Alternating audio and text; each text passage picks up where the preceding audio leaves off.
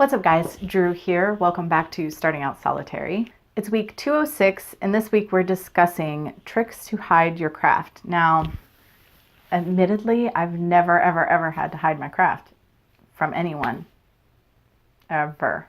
So I am not an expert or an authority on this topic. Having said that, I could play a little mental exercise game of thinking about what it would be like. And I have actually advised customers when they would come into Compass Rose and they wanted to do something as far as their office went, incognito, to how to do that. The first thing I would think of when customers would ask would be crystals.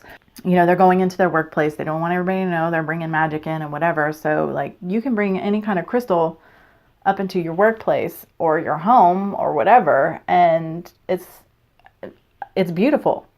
It's decoration. I'm into it. I collect these. I love them. They're beautiful to look at. It doesn't have to be anything more than that as far as anyone else is concerned. I also would talk about crystal gridding.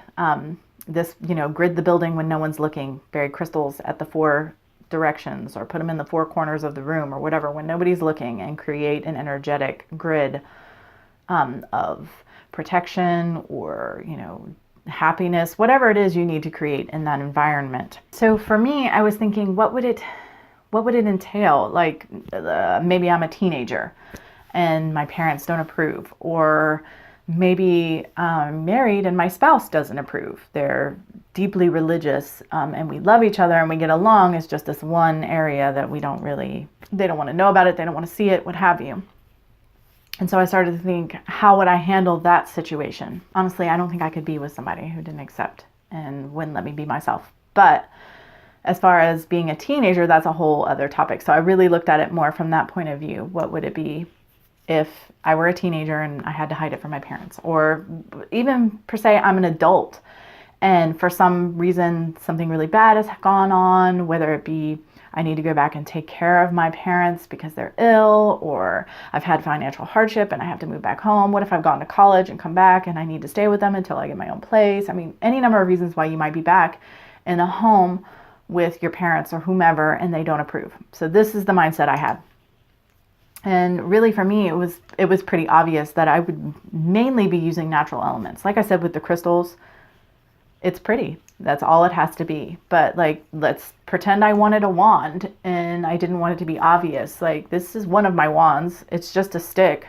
If I lay it up in the corner of a room or stick it in a jar, it just looks like a stick.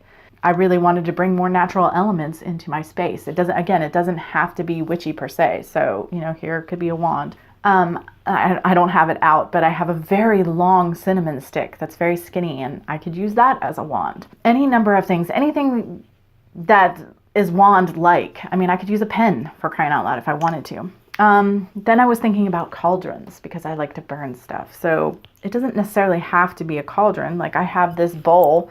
It's a nice ceramic bowl. I could burn things in this bowl.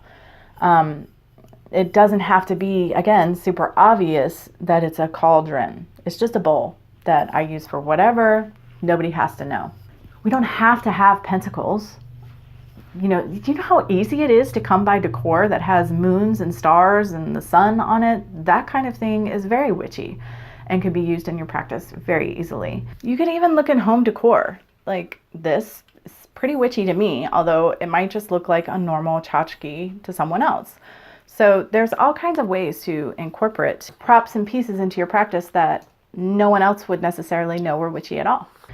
But if we did want pentacles, I mean, I live in the South and there's this kind of stuff around. And it's not, they don't view it as a pentacle at all. It's just a star and a hoop.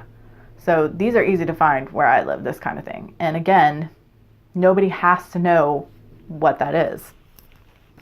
Also, I live near the beach and we have all these little beachy shops where you can buy all these little shells. And so maybe I would use a starfish to represent a pentacle. I even put it inside this bowl and now it is a pentacle, So back to wands, I forgot, this is my sea wand. It's a seashell. I have filled it with herbs and stone chips and all kinds of stuff, beach sand, and sealed it with beeswax.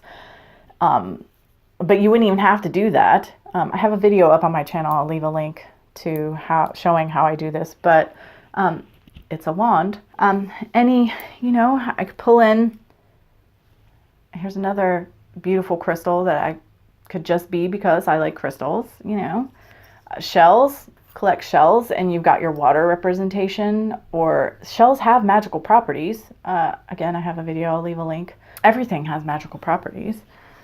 So you could actually use them in crafting and just have them sitting in your space. Hagstone, it's very witchy, but somebody who's not a witch would never know that. Again, something very easily just laying around in your room, whatever, nobody will know. And candle magic is my go-to, one of my favorite ways to work magic, maybe my favorite, and the easiest. And it's so easy. I mean, you don't have to use chime candles.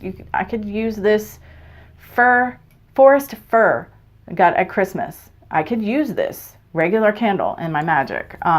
Yankee candle, these little Yankee candles, I could use that in my magic. They have these at the dollar store near Halloween all the time. Again, really easy thing that, I mean, unless your parents or your loved one finds this offensive, but I mean, as a Halloween prop, you could, I want to decorate my room, my space for Halloween. No biggie. You got a ritual candle, a spell candle.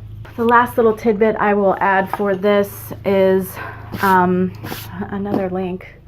I have a video up where I talk about my ritual in a box. Now for me, the ritual in a box is just because there are times when I'm lazy and I don't want to do ritual, and if I have everything together in a little box ready to go, I have no excuses. So I just have this little box, and inside I have everything I would need to perform a quick, simple, basic ritual. And you could easily stash something like this away. You could do it in a shoebox so that they might think that it's just shoes or any kind of whatever, and hide it in the back of your closet, hide it up under your bed. I'm not encouraging people to deceive their loved ones or friends or,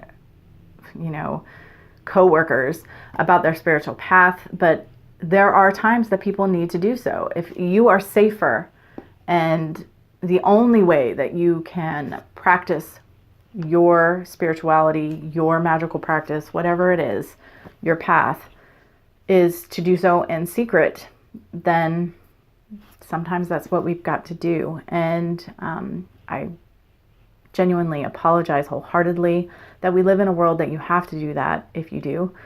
I hope that any of these little hints and tidbits that I've given you could be of benefit. Ooh, I just thought of something else. Crafting your own things, like making your own bath salts, like making ritual bath salts. Or, I mean, again, if you're limited in what you can do, there are simple, basic little things that can help you feel witchy and do things even right in front.